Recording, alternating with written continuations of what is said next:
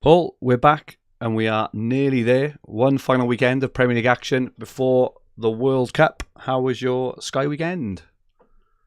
Yeah, pretty good. On Saturday, I captained Cancelo on Saturday, so I dipped quite a bit. But overall, course of the weekend, didn't use any transfers, retained rank, still sat nicely just outside top 200. So at this stage of the season, I'm pretty happy to consolidate rank and not use any transfers, and I feel it's a good weekend. Very, very nice. Yeah, I'd roughly the same. I was getting a bit, I don't know, a bit down just over the weekend. It just seemed like the last week or so, I think um, I climaxed, I peaked at about, I think it was about like 150th. But ever since then, I've just been going downhill. I think I touched around 700 yesterday, which is obviously still not to be sniffed at when you're 150th the week before. But I managed to climb back yesterday. I did captain the wrong player. I say the wrong player. I think I captained Kane over Salah yesterday. I think looking at the match objectively, I think Kane was a bit unlucky just to get the one goal and not any shots bonus or anything. I think they should definitely have had a penalty. Obviously, Salah took his goal really well.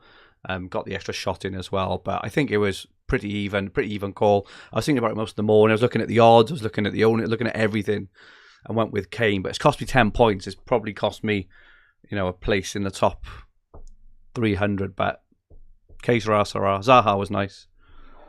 Yeah, I was on Kane until a couple of factors made me switch. One was Son's injury midweek. Yeah.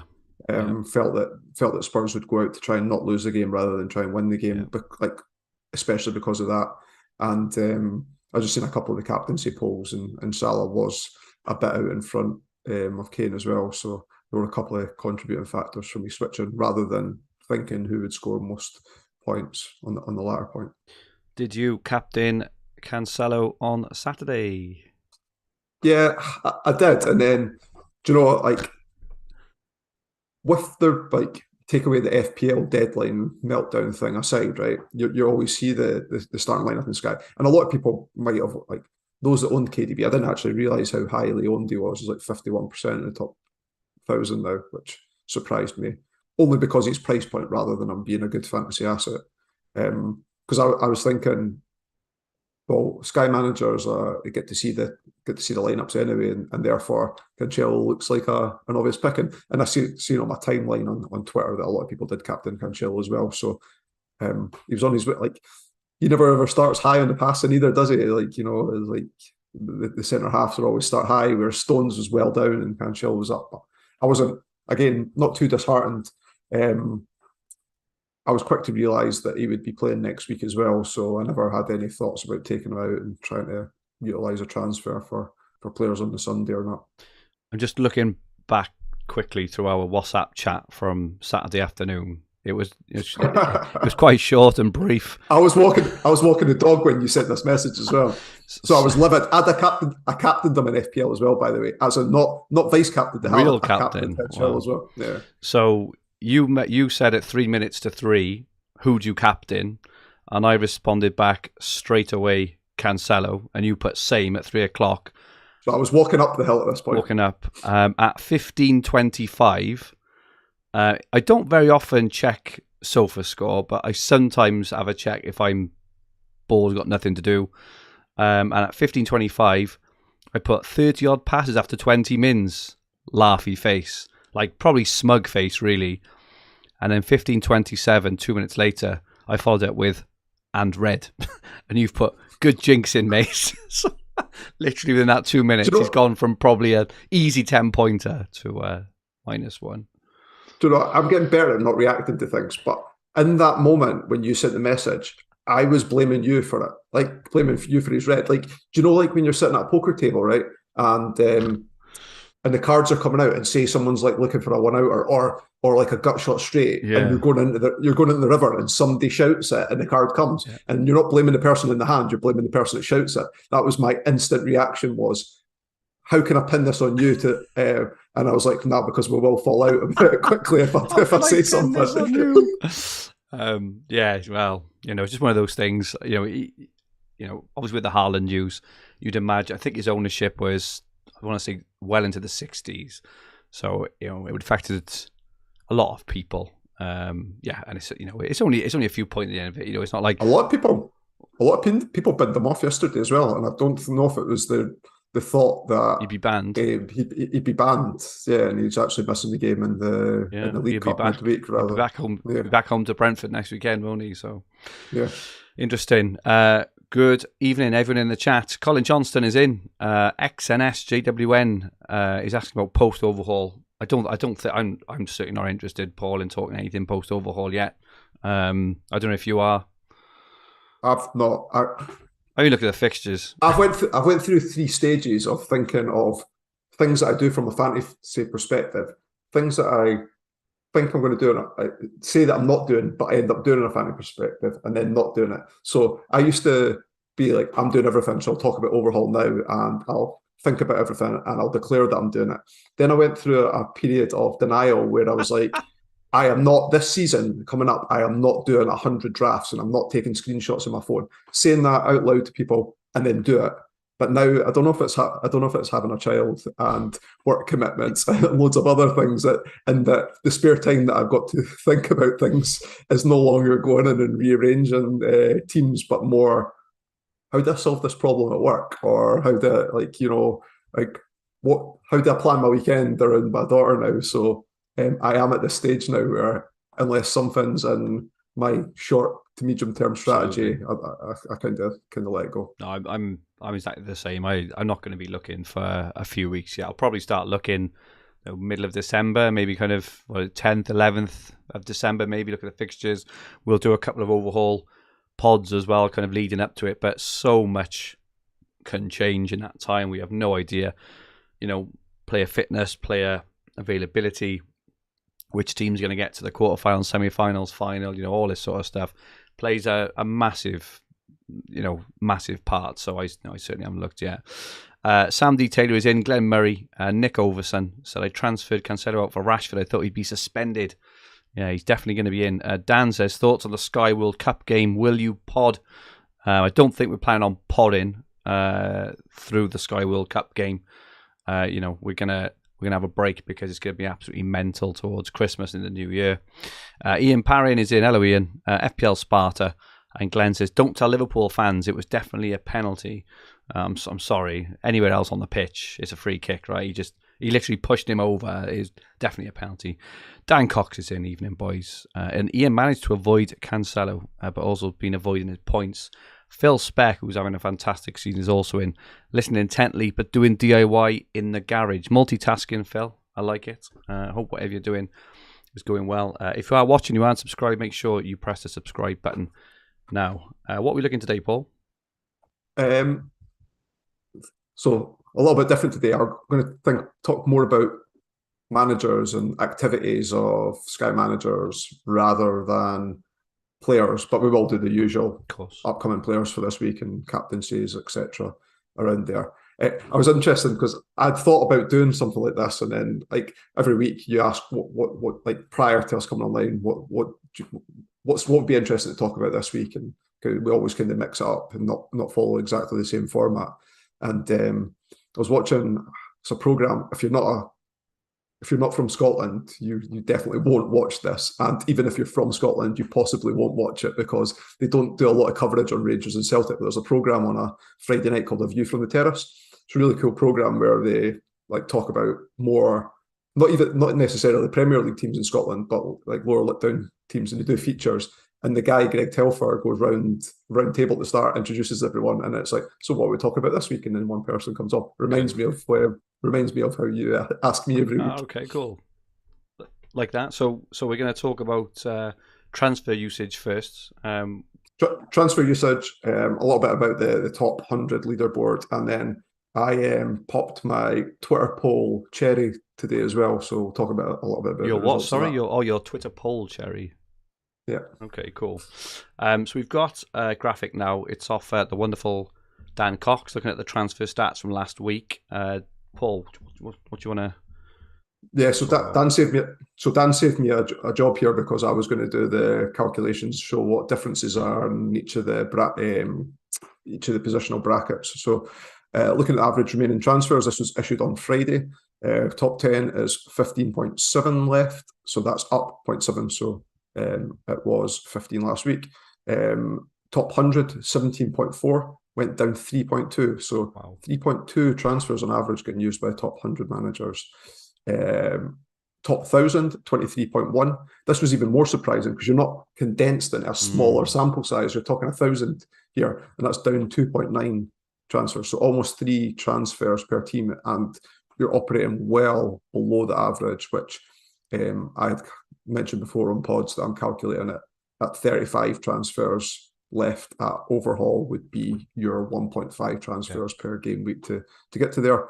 And then at your top 5,000 is down to 26.6. Again, giving hope to those that are sitting with perhaps a rank that they didn't want at this stage, but with a view that you could make inroads post overhaul with both good kind of medium-term strategy there and with the transfers in the bank to make up positions. I've always been in Sky. I've always been under the impression that rank doesn't really matter until the Christmas period. Now, yes, I think you and I have had quite a good start. So we're sitting at kind of inside the top 500 with between 35 and 40 transfers. So that's higher than what I was hoping for at this stage of the season. It's easy to get blindsided by certain engaged managers that you see either in the top 100 or you see on Twitter with great transfer counts and great ranks as well. But I've seen the best Sky managers go through injury after injury after injury after injury after injury, and it's not like picking bespoke players to make up room. It's injuries to players that are kind of 30 to 40% owned and they're good assets, like, for example, a Zaha to a Bowen to, like, historically, I'm talking, not necessarily this season. I remember Liam, was it 2 seasons ago, had about 5 injuries in like 3 weeks or something. Yeah. Whoever he moved on to got injured. Yeah, and he doesn't pick like completely left field options unless there's a reason for doing so. So, I try not to get bogged down into I'm playing against one person or playing against 2 people type scenario. I'm still a big advocate that hold back a few transfers, sensible transfer use, a good short to medium term strategy, with maybe like a few captaincies covered in your overhaul team when you come out of the World Cup. I'll still serve you well, and you can aim for a top finish. What do you think of the transfer use? I think like looking at that, obviously what we saw last season was now probably from now onwards, I'm guessing, or maybe a little bit after the overhaul, but that those they will all start to slowly climb, won't they? And we saw this last year. People rifle through their transfers, using 4 or 5 a week for kind of 8 or 9 weeks, and then obviously they're all gone. They stay there for a while, then start to fall off. Do you think? I don't think they're very reflective of what's actually happening. And that's why I did the poll. Okay. to get a gauge of that. So one thing I'll add to this, and then the next screen we've got, right, it's a screen grab of the top 100. I'm not pinpointing certain managers in there, but I had a look at the 25 open teams in the top 100. Oh. And of those 25 teams, 22 transfers was used at the weekend. So if we say one transfer, so again, looking at those average transfers remaining, your top 100 drops another one at least, down from kind of 17.4 down to 16 and a half-ish. Yeah.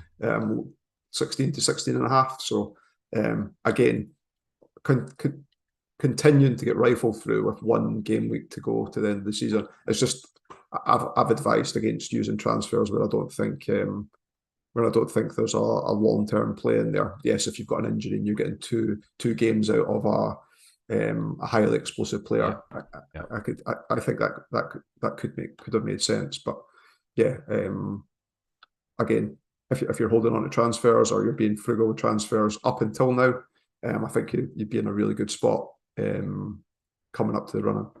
I saw the guy who's top, Kevin Mabon. I had a quick look at his team this morning. I think he used 3 on the weekend, and he'd taken out I can't think who now, but it was 3 who played on the Saturday, and he brought in a couple of Newcastle players, I think, for the Sunday and stuff. And yeah, obviously he's had an amazing start, but you'd guess he's probably one of those who's not going to have many left soon. Yeah. I think you can tell when you look at certain open teams the style that they play if they're rifling through transfer. It's the certain players and then bring them in to not captain them and a few others. Not that that's always a bad scenario, and I don't like to pigeonhole everybody directly either. But I think again I'm going on a general rule of thumb, and what I'm trying to portray back to a lot of the listeners to this pod is that if you've got a sensible strategy and you've not started as well as what you'd hoped you had, that there's still some hope to climb the ranks. Agree. So looking at your poll, Paul. Yeah, so I don't normally give myself kudos, right? But I was trying to think from an engaged manager perspective. I was trying to even this out to get a correct base. So 35 transfers. I gave the reason why I've used. I'll talk about each of the categories after, but 35 transfers. The reason I used that is that was the average 1.25 transfers per game week, and then that leads up to the overhaul. And 35 was that straight line burn down of transfer use that I always try and stay just below. And then I tried to think of a rank that would be the median rank or mean rank. I know those two things are different, of engaged managers and where I thought there would be a nice split above there to see how transfer usage related to the rank. And I got I used 3K, and it's 47% of people answered was in the top 3K and 53% was below it. So I was that worked out well for my gauge there. But what was the reason? What was the reason for doing this? So a lot of questions come in the pod of, I've got this many transfers and I'm in this rank. How does that help me? And you can look at the average transfers remaining, and you can look at a couple of other things as well. But I guess where I'm trying to go is if you're outside the top 3K and you've got above the average transfers left using those like mean marks that I've got 38% of, I would say the base for people that are answering this Twitter poll or voting on it rather, are listeners to our pod. Otherwise, they probably wouldn't follow me, and I wouldn't come up on their timeline. So that I say engage managers. That's what I say. Like, listen to a little bit of content. Know the rules. Like, take advantage of the 2-for-1s when available, and cover captaincies where required, and etc. And the fact that 38% are outside the top 3K, but with 35 plus transfers left, I think shows that there's a group of listeners that are all in that kind of ready to pounce area. If you look at those that aren't inside the top, like, there's more people that voted that's outside the top 3K than in the top 3K. The points still feel quite bunched. Like, I know that you had mentioned there, if you had picked up 10 more points from yesterday, that you would have jumped like a couple of hundred places. So even in the top 1,000, it's five points for 100 places in some areas. And I really think that I wouldn't be too disheartened. One of the seasons I finished top 100, I was at 3K at the end of November, like just before the Christmas period. I think that January, February, well, all the months after World Cup are going to be really important. I hadn't looked at the overhaul team. I had a brief look at fixtures post overhaul, and I was like, oh, the captaincy looks a bit easy to cover. Like, there's big teams playing on each of the days. There's no single game days for an Aston Villa versus a Southampton or anything. But then you look at the Man United situation where they're having to play the qualifier game in the Europa League. There's already no free game weeks to cover that in. You've got all the cup competitions that they're running as well. You can just see that there's going to be going to be chaos. That situation where there's three or four games perhaps in a 7 or 8, like in an 8-day window for some teams. I think you've got the postponements as well, like from those games that were missed already. So your Man City versus Arsenal, and then the train postponements for the Crystal Palace Brighton game, and there was 1 or 2 others as well. That all of these have to get fitted in somewhere. There is going to be, like we'd mentioned before, 4-for-1s, 5-for-1s Again, if you're holding on to transfers, like, we differ in what we think's the value of a transfer, and I've made transfers that have got me negative points, taking out Madison, and a few other moves this season. But these are moves that, unless you get really, really unlucky with the player getting sent off at the start, that you're guaranteed to make points on for players that they consistently start for teams. It's funny because we were talking briefly before we went live, and I feel this game, this season, so far, obviously excluding captaincy, but even with that in mind, I'm finding it very similar to the Telegraph game. And I think it's easier in Telegraph, because what Telegraph used to do is they used to mark your starting 11 score, and there was always a prize for who had the best starting 11 at the start of the season. And I remember one season that I was like 20 transfers in. I was like November, 20 out of 40 in November, and my starting 11 score was higher than my score after using 20 transfers. And you made an interesting sort of comment as well, because you probably shot off maybe using a few too many, or a few more than you normally would in Telegraph. And you said you've just stopped using transfers last month. You haven't even really looked at your team, haven't logged in, and you're suddenly, it's improving again, in it. And I suppose it kind of leads me on to, we're kind of thinking of this game, Sky, between the difference between the first half of the season and the second is phenomenal in terms of the impact of using your transfers in the second half of the game. Obviously, there's a massive difference in terms of captaincy, right? I completely get that, but I don't believe now, even more than ever, in fixture gains in the first half of the season, because it always doubles back down, right? How many times do you see,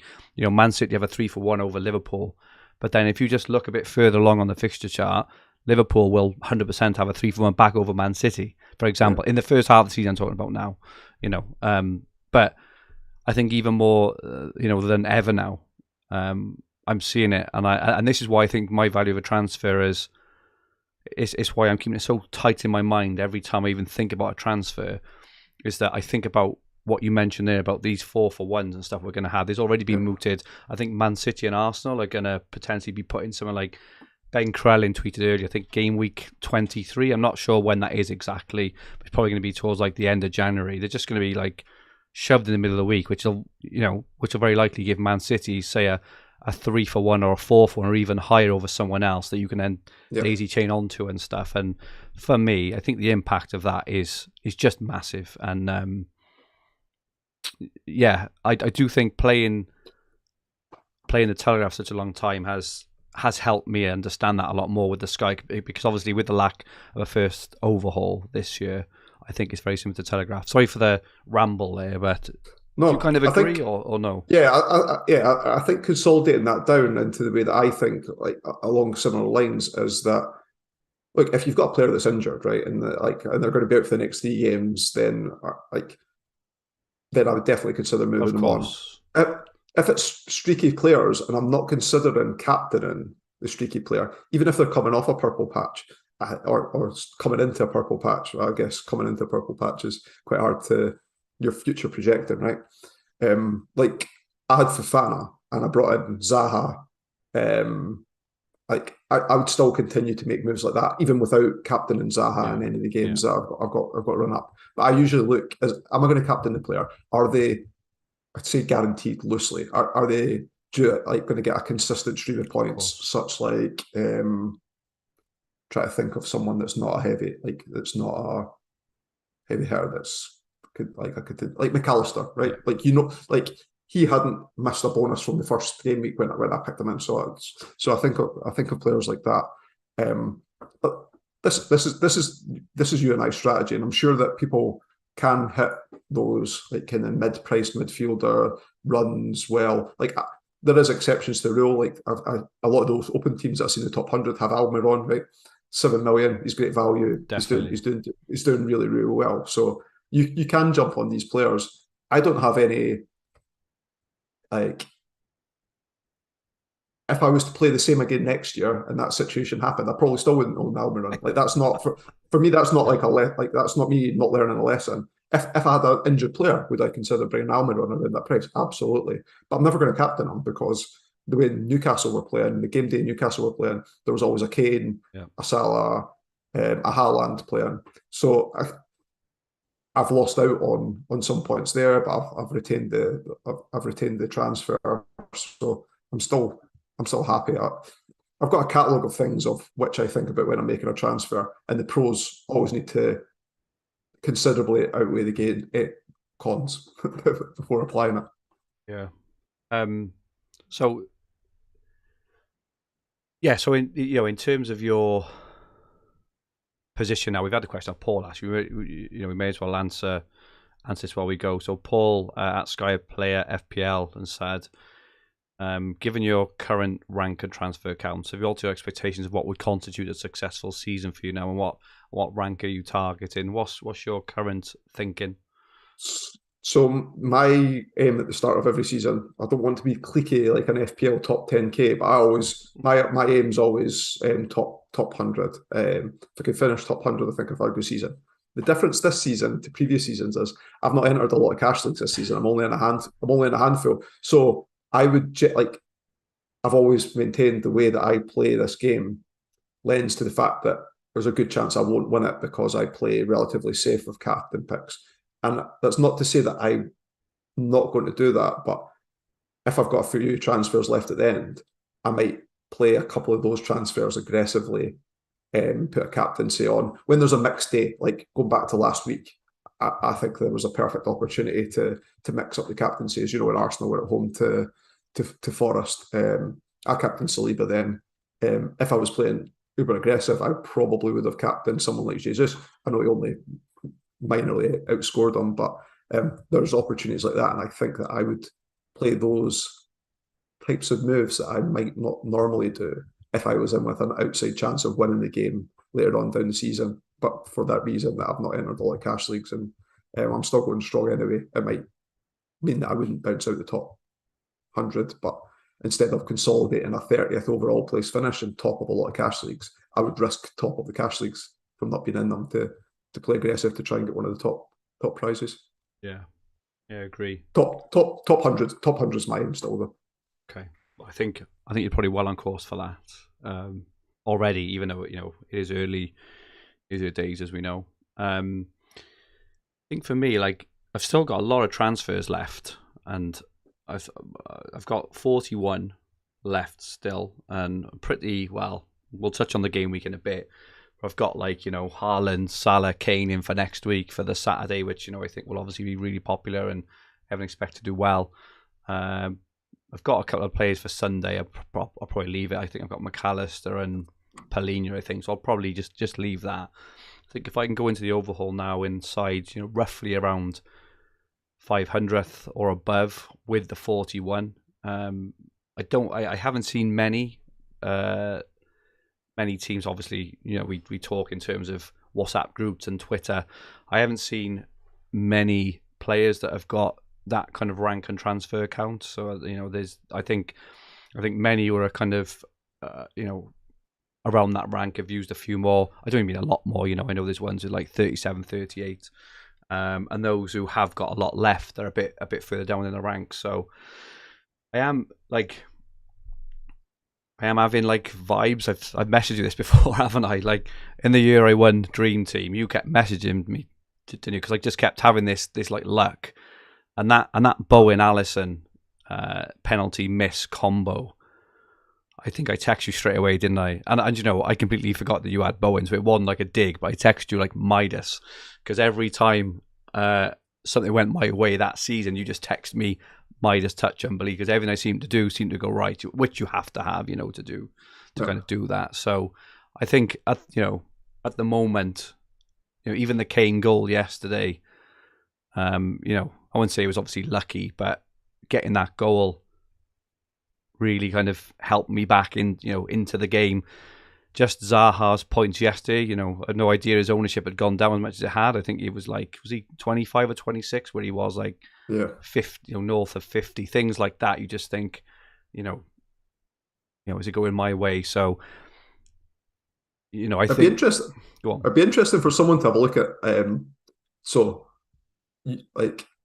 I'm not keen on the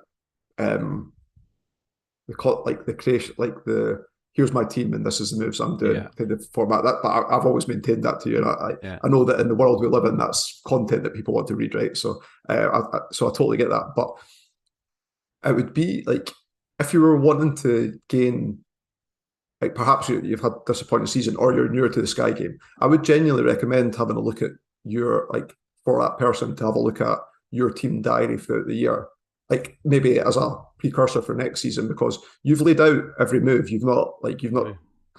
Yeah, I don't think, I know that you always put a disclaimer as to a lot of the people that publish their teams around, well, if something happens at the last minute, I'm obviously entitled to change, but this is my current thinking. But I don't even think that there's many, if any, times that you've done that this season with yours, and you've displayed your team, your thinking behind what's going on. You obviously talk about it in more detail in the pod as well, but it would be a good, if someone was wanting to make improvements to the way that they play. I don't know that some people won't be in at the position they want through luck and a few other kind of external factors as well. But yeah, I'd recommend that for somebody that was kind of wanting to hone skills or at least think a bit more about strategy in the game.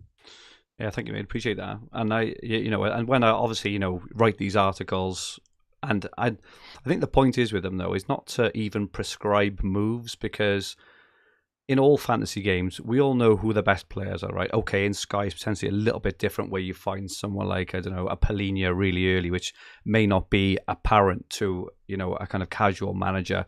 And in Telegraph, just for example, he's an absolute beast. He's I think he's the second most valued player in the whole game, but he's still only 4% owned because there's not a massively engaged sort of player base there.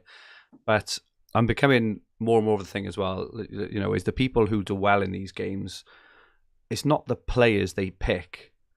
For me, I think that's very secondary to the way they play, because we all know the players to pick, right? Everyone knows, everyone knows who the best players are, and everyone knows who the best captain is a lot of the time.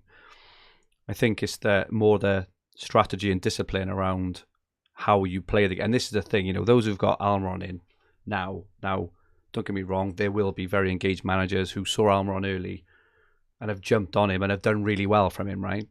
But Almiron, for me, rightly or wrongly, and apologies to anyone listening to this who have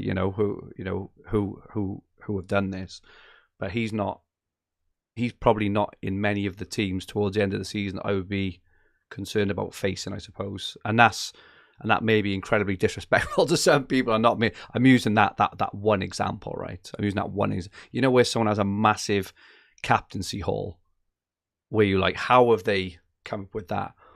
So the point I'm saying is, if that's the way they play the game is about consistency and discipline, right? That's it. You're not gonna spunk your way to a top finish over 38 game weeks by nailing every captaincy every week. If that's the way you play the game, you're probably not going to be in the higher echelons at the end. And that may sound very, it may rub people the wrong way, but I'm just trying to explain how I feel about, kind of who you're going to be up against at the end. I was going to make another point. I think as well, just with Liam, like this is why it's so great to have people like Liam on, and Ian and Dan and these kind of people. You get so many different experiences, and I think that when Liam won and we were chatting to him, he obviously he showed us some really good moves he made. I think he brought in like a Spilicueta one time, which was perfect, bang on move at the time. But he also said he made lots of mistakes as well. And speaking to Dave Perrins last year, who went on the Planet FPL pod and things like that, I think he was very open around, some things didn't go his way and stuff. And I think as well, it gives, it should give everyone a lot of hope that if we have used transfers, and had the wrong outcome, it doesn't mean you haven't got any chance of having a good finish. So I think that's really important. I think you hit the nail on the head when you mentioned discipline there. So I think, thinking of it from a gambler's perspective, right, that the thing that casinos and bookmakers love to see is a punter chasing their losses, right? So, and a loss doesn't need to be a loss of you put money on and you lose the money. It was, I'm going to do this. Oh wait, now I'm going to drink. I'll come back. I was going to do this and it came in, right? Say I was going to back number 16, right? On like roulette wheel, 35-1, right? I'm going to put on. Waitress comes, asks for a drink. Turn back on. Not had the chance to put money on it. Spins at 16, right? What's the immediate like? The tendency is to think of that as a loss, right? What's the loss? Well, like let's put a bit more on because I really need the 16 to come in now because my mentality's changed that I'm down that money when I'm not. Why does this relate to this? Because I'm thinking that a lot of the players that tend to consistently do well in the Sky game will miss a haul. So I think that Liam might have mentioned, I could be wrong on this, so this isn't verbatim, but I think he might have, there was a time where Aubameyang hit a haul and he didn't have, the year he won it, Aubameyang hit a haul. Against Norwich towards the end of the season. Wasn't that? Yeah. I think he got like 2 goals and assist or something, didn't he, in like a midweek game towards the end of the season or something possibly. Like that. I could be wrong, but I think there was a time like where he missed a big haul and then he thought his chances was gone. But he didn't jump and then try and pick a differential captain the next night, or at least I guess I'm not explaining how he played the game. But what I think that players that consistently do well don't then pick a massive differential against the main players there and then try and double up to make up the difference of what they've lost. Yeah, no, I completely agree. So I'm just laughing because Glenn Murray, I picked the wrong player in Almiron. I did pick the wrong player as an example because I've got Almiron. He goes, and fucking Scamaker, right enough. Worst transfer this season. Wish you luck with him. I deserve that. I didn't make my point very well. I don't think with the Almiron one. Sorry, apologies, Glenn. He's a bloody fabulous pick actually, and you're absolutely right about Scamaker. He's been awful. I probably gave a bad example there, but some random haul is more the thing of like we all know that professional gamblers long term they choose the odds on stuff, right? And those who hit an odds 28-1 or 33-1 are not going to be successful long term. It'd be like Harrison Reed scoring his first goal in like 10 years or whatever it is, and then the following week going and bringing in Harrison Reed for that. Like some like that. That's what you meant, right? That's Almiron is the wrong player. So I'm very sorry. As soon as I said it, I was like, this is going to go down badly. I was nervous about I don't get nervous very often. I was nervous about trying to quash you, but think of you should have. Good way. I wish you had. But trying to think of a good way of quashing you. Almiron is the wrong example. Almiron is a brilliant pick. It's the wrong person to say. I can't think, but yeah, Harrison Reed, right? You wouldn't see a fixture gain opportunity with Harrison Reed, even though he'd scored the previous week, and then try and gain one fixture out of bringing someone like that in, right? Who's someone who's hauled recently out of the blue? Well, this is Harrison Reed is the first person I could think of. So I need to think of someone to get back on there, to get back on terms. But hopefully everyone knows what I meant. Ian's saying nicely played. Absolutely. Apologies. Almiron is the wrong example. I need to think of someone. I need to think of some random hauler. But yeah, he's not. Leon Bailey? Yeah, maybe Leon Bailey. I'm gonna have to come up with a better one than that. But yeah, I'll come up with someone else. Right, before I dig myself a further pit, let's have a look ahead to Gameweek 15 this coming weekend. Man City and Brentford first. I don't know about you, Paul, but I hope Haaland starts because it takes away a pretty tricky captaincy decision otherwise, I think. Or just between Kane and Salah. For you, right? Yeah, I think so. As I said at the start of the pod, I didn't realise that De Bruyne was owned by 50%. You're reading the comments. I'm just sick, yeah. You're getting slated. I deserve it. I absolutely deserve it. It's the wrong example. Anyway, he's only 7 million. He's only 7 million. I know. He's probably one of the best picks of the season. I'm going. Anyone's picked Almiron. I'm not worried about the end of the season. What a shit thing to say. Anyway, sorry, mate. Yeah, no, it's all good. I'm in the same position as you. Haaland, default captain for me if he starts. When De Bruyne, Kane, Salah, it's not like you can throw a hat over the three of them. If Haaland doesn't, in my opinion, Haaland's the standout of those four. But you could throw a hat over the other three in which to captain someone if he doesn't. Or indeed, is this the one time where if you didn't own Haaland, like I know there was a question came in about which one of those three would I move to? I did. De Bruyne scored 51 points in his last 7 games, Salah 53 and Kane 46. So again, there's not much between them and all have really, really good fixtures. I think I'd probably move De Bruyne to him just for the Wow, really? average of teams. If I was definitely moving one of them, but I don't know. Yeah, it's really hard. I haven't checked Haaland's ownership in the top 1K. 50. It's 50, is it? Yeah, it's gonna be So interesting to see similar what to De happens Bruyne. there. Yeah, it's gonna be interesting because obviously that Brentford one is Because you pretty think one of ripe the pickings, right? and you think one of the three of them has to come out unless you did a straight swap Haaland for somebody else and then still have the budget to move back from that player to him. Yeah. West Ham and Leicester, Spurs and Leeds. We've already mentioned that could be a good one for Kane. Forest and Palace could be a nice one again for Zaha potentially away to Forest. I've heard going to say nice one for Dean Henderson. Dean Henderson, yeah. I hope not. Liverpool and the Saints. I think Southampton were unlucky again. I do think Southampton will score against Liverpool. Their XG has been really, really good the last 2 games. They've out XG'd Newcastle on the weekend. They're unlucky. They just can't finish at the moment. So I do expect them to score against Liverpool on the weekend.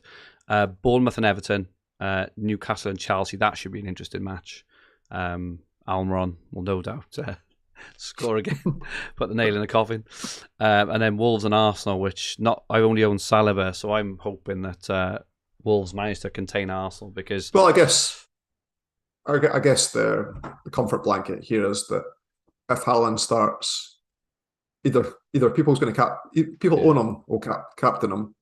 People will try and scramble to get him in, and I think that Kane and Salah and De Bruyne's all better captaincy options than the Arsenal attackers. So at least it's not double jeopardy for if they do well. The Sunday's a bit more open. Brighton against Villa, you get to see the team sheet for, and then Fulham against Man United. Looking at kind of highly owned players. Obviously, Mitrovic didn't play this weekend, but I'm guessing he'd probably be fit for next week. Interesting that if we get some quite vague comments off the Fulham manager, will you still captain Mitrovic, Paul? If you get we'll wait and see. He's on grass and all that jazz. Nah, I'm genuinely thinking of Captain Polina. He's probably the highest owned one. This captained them before, and he did well for me that time when Mitrovic, like a lot of people brought in and captain Mitrovic on the Friday night against Forest. Yeah, unbelievable. Paulina's only 21% owned. I think the biggest danger to my rank is Rashford. He's 28% owned in the top 1,000. And I know it was a 2-game move for those that moved on to Rashford on Sunday. And he'll all those 28% of fantasy managers that own Rashford are probably captain. There'll be a few Dunks and a few other like McAllisters and such like that'll get captained as well. But it is quite open. Again, this is one of those ones where if we're saying where there's an opportunity to make rank, then Trossard. I would, could be good. I still wouldn't. It's not my style to bring in a player just for that game, just to captain, especially when I've got able players already as well. Though, so I think I'll be holding, and I think I'm going to captain Polina. If Mitrovic is seen in training actively on kind of Thursday onwards, then I will likely captain him. Yeah, interesting. Do you think that? Do you think there'll be many transfers used? Obviously, you can take out Haaland if you want on on Sunday, can't you, for someone else? I was tempted yesterday. I couldn't because I'm 0.1 short. But I was tempted to move on Scamacca for Rashford yesterday. Obviously, it didn't really matter yesterday. But Scamacca brought off. I think he was brought off at half time. I'm not going to get to see the team sheet against Leicester. I'll be playing him on the Saturday anyway. But do you think moving someone on to someone like Rashford against Fulham potentially is a good use of a transfer, given that there's no real highly owned player from Brighton or Fulham, potentially Mitrovic aside, who could do real damage, or do you think just it is what it is, suck up and save the transfer back? I think most Sky managers will already have an asset, albeit a different captaincy option there. If I didn't have a player, I would probably. If I didn't have a player, I'd bring in Rashford and captain him. I think, just like I try and cover off as many captaincy days, not all, but certainly when there's a player that's got a high explosive potential as Rashford does. But if I had a player and I was convinced that they were going to play, as in if I had a Polina, you'll see the Brighton Villa lineup. So if I had a Brighton player that was starting, I would just stick with what you've got. Yeah, fair. Agree. I'm not sure. I've got McAllister and Polina. I'm not really sure yet, but yeah, I don't think I'll use a transfer. It does help, obviously, as well, doesn't it? When like someone like say Rashford had gone on and had a really good performance yesterday, but from looking at I didn't watch it, but think United weren't that pretty at all. So he played. I thought Rashford played really well the week before, but yeah, we've seen this before where he has one good game and he goes back into oblivion right afterwards. I'm still desperately trying to find a player haul from someone. I thought this was you telling us that we're no longer live, or oh, can you imagine? Somehow. I wish we weren't. I'm trying to find a player. What about Greenwood yesterday? Did he hold yesterday? He did well yesterday. Greenwood for Leeds. Did he do well yesterday? Someone said, "Oh, I captained Greenwood against Bournemouth and he hauled. I'm a genius." Maybe that. Something like that. Anyway, let's move on. We've had a few questions. Thank you so much as usual to those who have sent them in. Dan Cox, would you both be playing the Sky World Cup international game, or as Wales and Scotland didn't qualify, will you be giving it a miss? I don't know if he's purposely baiting you or not. He definitely was purposely baiting me, and I bit actually because I said I can't wait to retweet this when Wales beat England in the group stages. Oh, of course he knows if he's in the same group as one another. I probably will be playing, but I don't think I'll be putting any content out for it, and we're not going to do a podcast for it. We're going to do the 2 overhaul podcasts prior to the season resuming. It's come. I think this is almost your downtime from fantasy hub a little bit, right? Because your Christmas period, like you won't get many Christmas holidays. It's going to be mental over Christmas because obviously the deadline is going to be 11 a.m. on Boxing Day, and obviously it's not far off like Game Week 1 again, right? In almost all form, I think it's only Telegraph where you keep your team. So Dream Team, Sky, and FPL, it's a limited transfer. So yeah, it's going to be interesting. So yeah, I'll probably play, but I'm not gonna be doing loads of content because it's going to be mental start of the year. I'm thinking about setting my own strategy up for the game, so I don't need to think about it too much when I'm in game. So if anyone does want to talk Sky World Cup fantasy strategy or anything like that, just drop me a DM and we can chat there. But it's likely that won't be putting out any content for it. Glenn Murray says Trossard's hat-trick. So that yeah. Oh, against Liverpool. Maybe if you captain Trossard against, Liverpool, say. Or Ian says Callum Wilson. Sam D. Taylor says Jacob Ramsey. I'm also going to chuck in Marcus. I can't say his name. I thought it was Tavernier. But I think it's Tavernier. Is that right? Tavernier. 16 points on the weekend. So, but yeah. But he has a quite dangerous all season anyway. I will continue to dig my hole. Ian Parrin, how many of your current Sky FF team are you expecting to retain at overhaul? Ian thinks his will be less than half. Any thoughts, Paul? Possibly more. I've had a brief look at the fixtures without necessarily thinking of players, but because the fixtures always have one of the big, like from what I saw, someone could correct me, but again, it was a brief look, is that all of the top players have a captaincy, and therefore I don't need to worry about captaincy and I don't need an Aston Villa player. So my team will probably be made up of big hitters that I'm likely to captain in those games, and then enablers that trickle along with points. So Tyler Adams, Palhinha, Saliba, Fofana. but yeah, exactly. So and then probably one or two of these kind of mid-price players that you need to be lucky and streaky with, but over the course of the season are consistent, even if they aren't in small spells. Like I don't particularly like owning Zaha. Rashford's probably another that fits that category as well. I Almiron. imagine. Almiron is going to be in mine as it stands. An animal, 7 million. The 7 million, right? Yeah. And McAllister as well. So I don't know, maybe like seven or eight players that's already in my starting lineup. I'll definitely have a different goalkeeper. I guarantee that. Henderson. Looking at mine, I don't think I'll have Dyer. I don't think I'll have Dyer. I probably won't. I tend to look at the sort of enablers first, but there's this is where we will do our research, right? As we go into the overhaul specials, we'll take a really good look at best value for money and all this kind of stuff. But I can't see me going without Palhinha. Newcastle's fixtures, from what I remember, they're really good. Really good post overhaul. So I imagine that you will have Almiron on your team. I'll definitely have Almiron. A 7 million. He is in 100%. People like Saliba for me are no brainers. Fofana, if he's fit, is a no brainer. Even if just for the passing, more than anything else.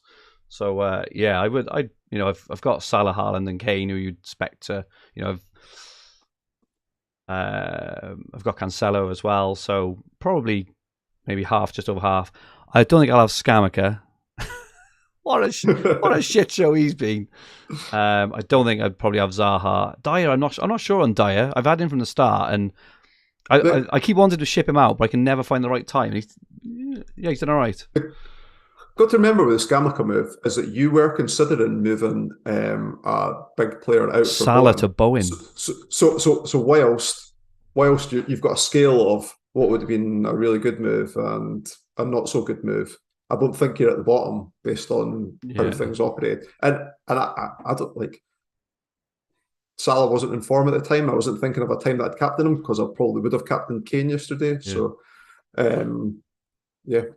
So I don't know that I would be too downbeat. No, good. And he's actually outscored Mitrovic since I brought him in as well. So even the value of a transfer thing, I think he's got me 4-2-2-2 or something. Or something like that. So he's got me 10 points for Mitrovic's 1 or 2. Because I think even the one that Mitrovic plays, he got booked, didn't he? Got booked. Yeah. So he's done.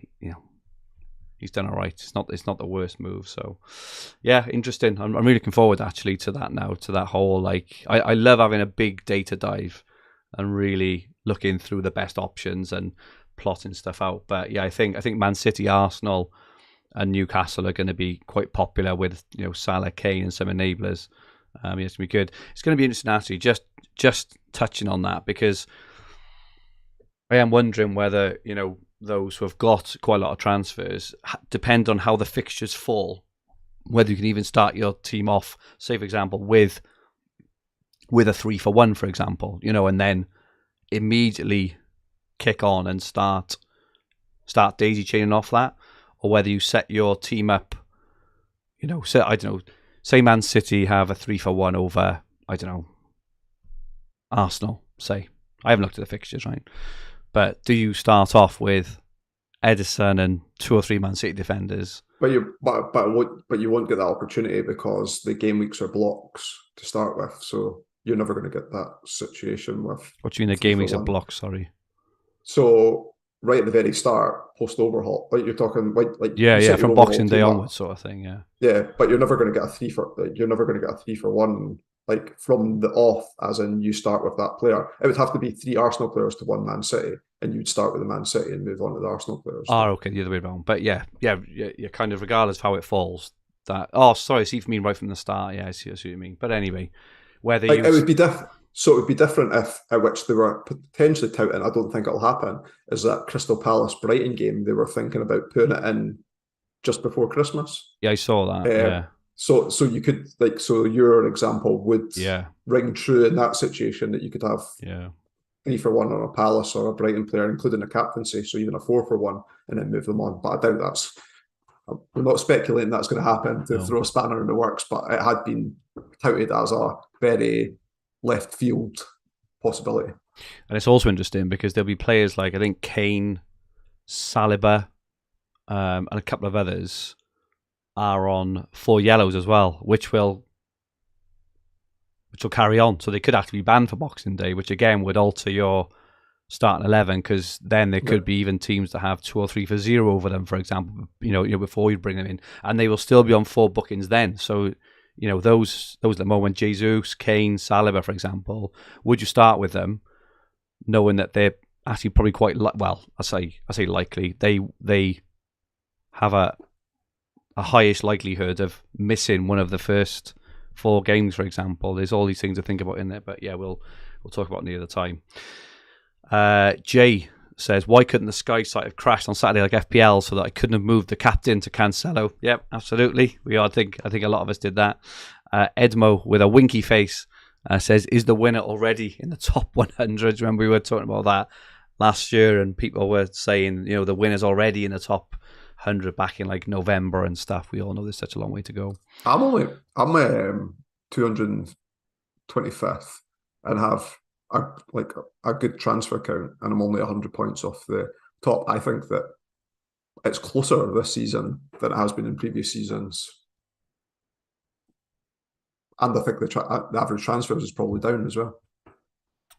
So I think that it's even more likely that I'm not saying that there isn't someone in the top 100 that's got a good transfer count and or could win it, but I'd have my odds at much lower this season than in previous seasons.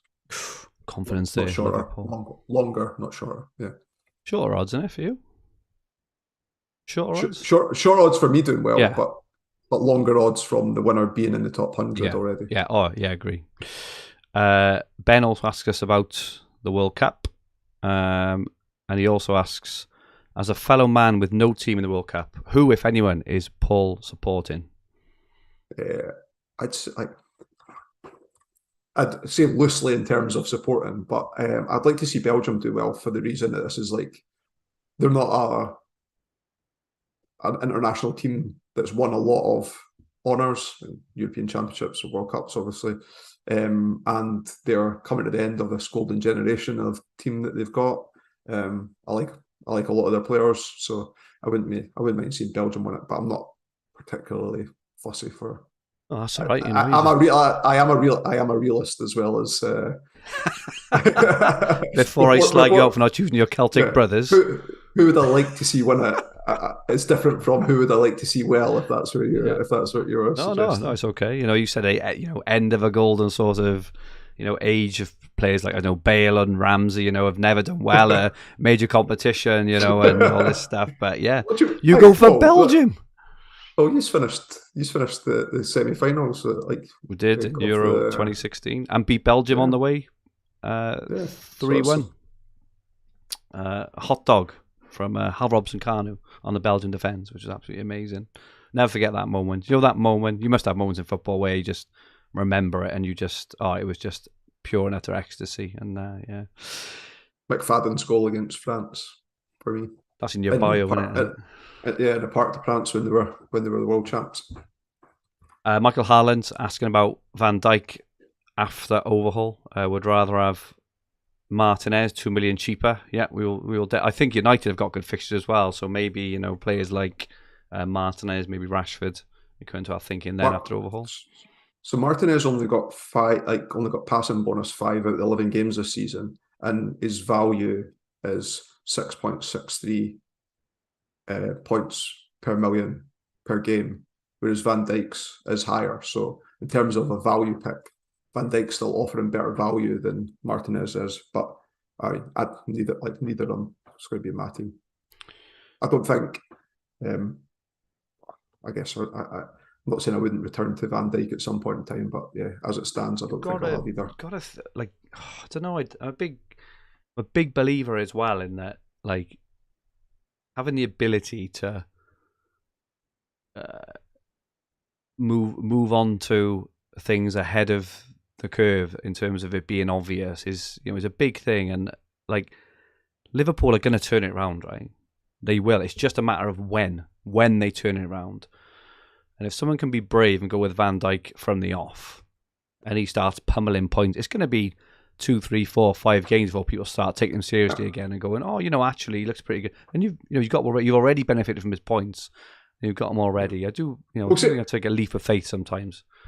I mean, I'm going to have three or four players that are must-haves in the overall team, and then I'm going to make up the points there. If I have budget on the last place at the end, then I can afford Van Dijk, then I probably will. And then to play the way that you always come back to that Man City 4 or 5 for 1 in COVID times when everyone turned into into their defence. Like, again, you can use that as an opportunity. Like, it does Liverpool represent an opportunity like that, and you bring in, and maybe the back four is more settled because it feels like Robertson has been trading places with Tsimikas so far this season, and Kanate I thought looked like, other than a couple of rash Russian blood to the head moments in the game against Spurs, I thought he played well for about 80 minutes, and it was just a couple of lapses. So yeah, again, looking for those opportunities more so than worrying about who I'll have or who I won't have at the outside of that in overhaul, I think, for me anyway. George Thomas says he's ranked in the top 500, but I'm upset with how many transfers I've used. You don't need to be upset, George. 24 left, and I know there are well-ranked, engaged managers with far more. Can I still win? And what would be your advice in terms of how to play it from here? It's going to be very, very difficult. After overhaul, I'd avoid what I would call, and I've made some of these moves myself, like vanity transfers, like bringing out a player, even if the player's got a good run of fixtures, perhaps if you're not going to use them for captaincy, then maybe not thinking about that run. Like West Ham had a good fixture run, and I brought in Bowen, and he's done nothing. So there is opportunity to miss those types of players, especially when you know you're not going to use them for captaincy. So a solid overhaul team with nailed-on players, 11 players, so you know you're not going to get bored of seeing a person not in the starting 11 2 games in a row and then take out. And then, like you said right at the very start of the pod, it's sometimes easier to do nothing. Well, it's not easier to do nothing, but sometimes better to do nothing and to sit on your hands a little bit. And like applying that discipline, I think it is going to be tricky with that volume of transfers left, because there's going to be opportunities where standout captains appear on single game days, and I'm not talking about an Aston Villa Brighton game where it's perhaps not obvious who the captaincy would be. I'm thinking like a Fulham at home to some day where Mitrovic is a standout captain, like or something like that, or even something like night. Man City have a plum game and and they rest Haaland, or something along those. There's always something thrown up that you think, oh my goodness, if only I had.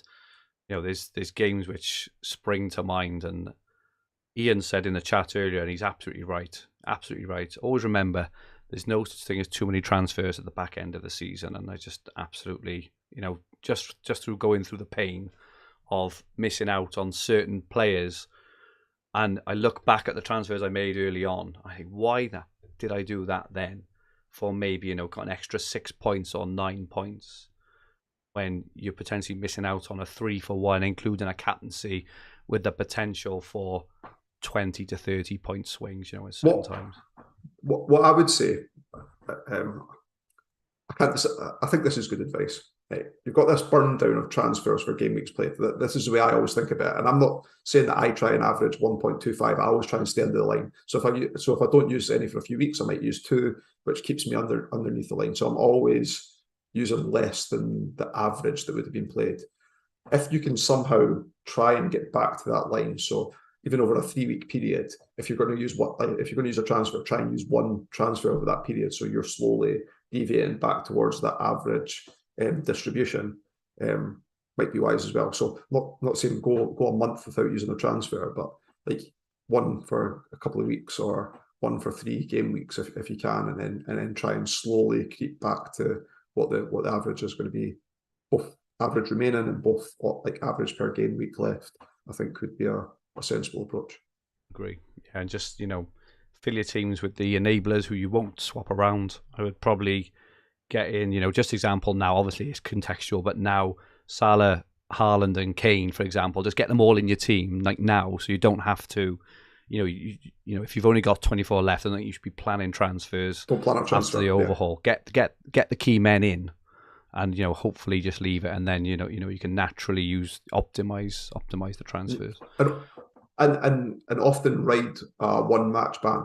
Like 100%. Polina, I think you and I both get Polina, right? Like when he got suspended, but I think like his ownership dropped quite a bit that game week. But I would personally never take someone like that out unless who I was moving them to had a captaincy day and I was getting more than just the one game benefit from it.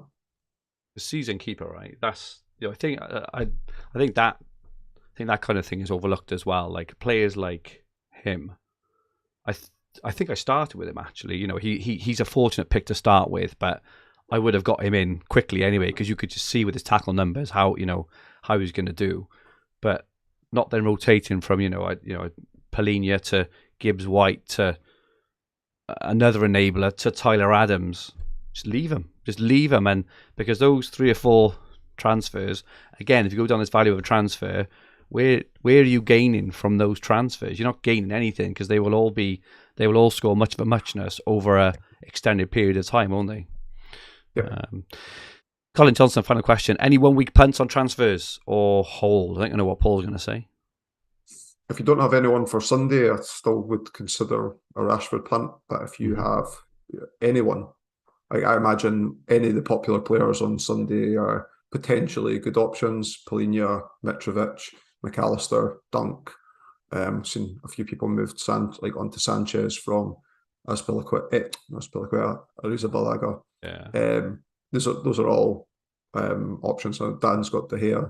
Like I would captain any of those players and not make any transfers. The one that if you've got budget and you're not taking out a big player and you don't own Haaland, then I could see like that to me makes sense. But other than that, I'd hold. Cool. Okay, that is it from us for this side of the overhaul. As usual, thank you all so much for all those watching and listening. Your continued support is much appreciated. I'm going to apologise again for saying if you own Almiron, you don't know what you do.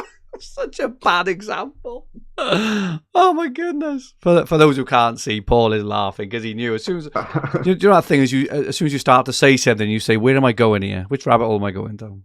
Almiron is an excellent pick. And we don't like telling each other to stop speaking as well, right? Like, I wish you had. I wish you'd have done the kind of hand across the neck job on that one because that was the wrong player. Anyway, thank you so much, Paul. Where can people find you? On Twitter at Paul McAnulty 1. It's MCANULTY. And as we mentioned earlier, we probably won't be doing any pods over the World Cup. So if you are playing World Cup and you want a brief chat about players or anything, not that I know anything yet, I am going to have a look. Then look at the 442 magazine and the latest World Cup preview.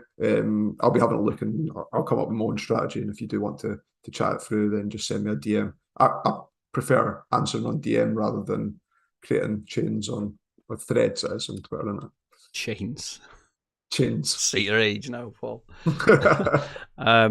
Don't forget there's going to be mountains of content on fantasyfootballhub.co.uk. A lot of free content as well.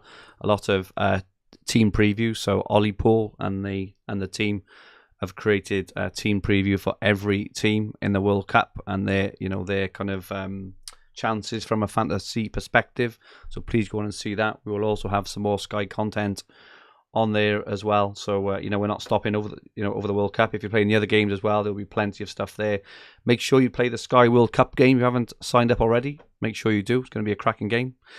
My handle on Twitter is at @FFH_Fergi. Drop Paul and I a follow if you don't already. If you liked what you watched, please press the like button. Remember to subscribe in the bottom right hand corner of the screen. If you enjoyed your listen, please rate the podcast and leave some comments. We will be back in a few weeks with a couple of overhaul specials. What's the date now? November the 7th. I reckon if we squeezed in maybe two, maybe initial thoughts one, and then maybe one a bit closer. I I think Go on. you had thrown out the round table idea before, and I think that having something like that with even 4 or 5 of us on, Absolutely. but instead of here's a section that's my section, Yeah. just like a list of questions, and we go around and get short answers from everyone could work really well. Really good idea. So maybe we'll look to do that potentially, I don't know, kind of mid-December, and then we'll have a more focused, shorter preview, maybe in the week leading up to Christmas when we've got a bit more of an idea. But thank you so much, everyone, for joining us for the first half of the season. We hope you've enjoyed. We hope we've helped. And we'll be back soon, looking ahead to Sky Game Week 16 and beyond. Have a great weekend and enjoy the World Cup. Come on, Wales. Speak soon, all. Goodbye for now.